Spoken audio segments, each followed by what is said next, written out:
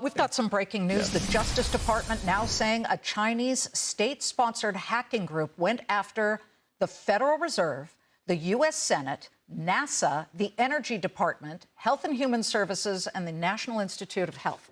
The DOJ did not detail the damage to the agencies from these computer intrusions, but the domains powering the malware have now been seized by the U.S. government and the platforms disabled. More than 325 federal agencies use AI enterprise software company Box to manage and secure their files, including the FCC, the Air Force, and the Department of Energy. The stock is hitting a 52-week high right now after reporting record revenue. We've got the CEO of Box right now, Aaron Levie, live to talk about this and the business. I'm looking at what the DOJ issued here, and they specifically say a People's Republic of China state-sponsored group was at the center of this, Aaron. Does any of that surprise you? Well, I don't know enough of the details on this specific attack, but certainly there are many adversaries and many threats from a cybersecurity standpoint that happen in the world. We know of state-sponsored types of attacks. We know of obviously, various, kind of exploits that tend to be happening. And it's really critical that at this time and in general that enterprises, governments, nonprofits, universities are continuing to upgrade their infrastructure, modernize their technology, and make sure that they are staying incredibly protected and vigilant in this, very dynamic cybersecurity environment. Have you heard anything from your government customers? I can't share obviously any specifics in the environment, but again, I'm kind of reading some of the news as you are. But in general, our job is to make sure that our customers remain very protected with their enterprise data. We spend a tremendous amount of time on making sure, again, that we invest in the right security, data protection, governance, compliance features.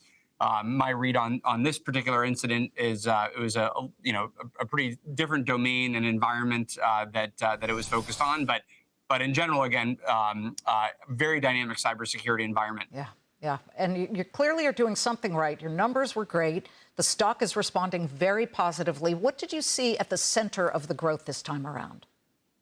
Yeah, so the general trend that we're seeing from customers is every enterprise is looking to be able to transform how they operate and transform their workflows with the power of AI. And that's obviously a common theme over the past couple of years.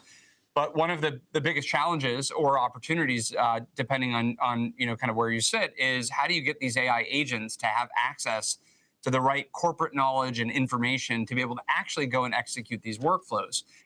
This remains one of the main topics in most organizations and IT leaders that I talk to is how do we actually get these agents to work within our systems in a safe and governed and protected way, and be able to access the right corporate information to actually go and automate these processes. So at Box, we've built a platform that helps enterprises go and deliver on these agentic workflows.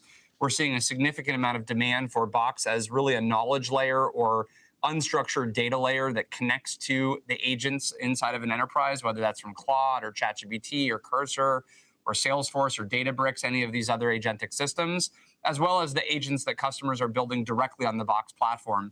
So Q2 was a fantastic quarter. As you saw, we were able to both beat our earlier kind of guidance and forecast. We raised our guidance for the full year by 10 million in terms of top line revenue. We actually did the fastest growth in constant currency terms in Q2 than we've done in the past 14 quarters. So overall, the business is humming, and we're seeing a lot of demand across really all of the segments of our business right now. How do you get AI agents to execute the workflow more quickly? Because every one of your competitors is trying to do the same thing.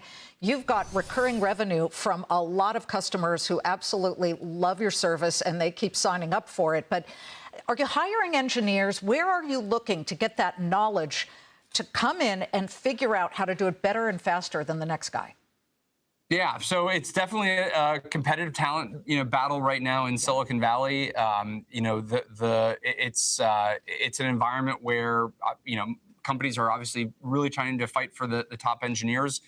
We're in a very strong position because I think we offer an incredible story and platform for engineers to work on. You get to go and help some of the most important companies in the world power how they work. And this could be everything from, how leading life sciences companies are going to go and design and develop the next the next cure for a major disease. It's also how, obviously we get to work with incredibly mission critical government agencies. There's also fun sides of our platform. We get to help how movies get made. We actually were mentioned in the New York Times this weekend. Dr. Dre mentioning that he uses Box for production processes that they have. So if you're an engineer, you get to go work on some of the widest ranging, most interesting topics that happen in an enterprise and be able to do so by leveraging the power of AI on all of this data. So we think we have a great value proposition both for our employees as well as for our customers, and that's, I think, what's driving a lot of this momentum. Well, that's a spectrum from the Department of Energy to Dr. Dre. It is, yes. We were a little bit surprised ourselves. Well, let's talk about employees really quickly, because there is this fear, and Bill Gates just put out this massive white paper or missive about the threat of AI to employees and a lot of workers out there, 600-page missive here. And he talks about saying that he believes, quote, we should tax AI tokens and robots. A tax would slow the rush away from human labor a little and raise money for retraining and a stronger safety net. Taxing AI tokens, are you for or against? I got to be honest, I didn't read the whole thing yet, so I'm a couple hours behind on today's news, and I will try and kind of skim through the core content. So I can't endorse that specific type of tax. I think there's a lot of novel approaches that could exist. Already in the economy, there's forms of this tax, which is obviously the underlying infrastructure, the data centers that are getting built, the GPUs that are getting sold. All of that is obviously taxed, and we have as a collective, as a society, we can decide how we redeploy the dollars of those successes that are happening and in which areas. And maybe many of those areas relate to the ones Bill Gates just mentioned. But I would say nothing's off the table on my end. I think we're in a time where we should be reviewing and coming up with lots of different approaches, and maybe a token tax, maybe a GPU tax, obviously new forms of how we should think about the infrastructure build out. But yeah, a little bit premature for me to endorse anything.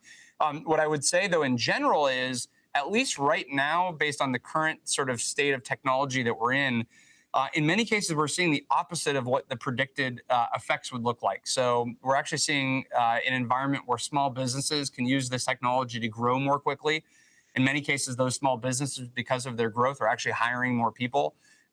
Those people obviously are being deployed into different types of work, maybe in some cases, than they would have worked on before. But we see that AI in general, and even many of the kind of physical forms of automation, are really new forms of abundance. And that abundance can mean that we get more efficient logistics, more innovation, better cures to disease. All of these things, I get all of that. Yes. But how about more employees, or at least holding employee numbers steady? Yeah, no, this is a very real topic, I think, for the economy and society. In our organization, as an example, we continue to hire.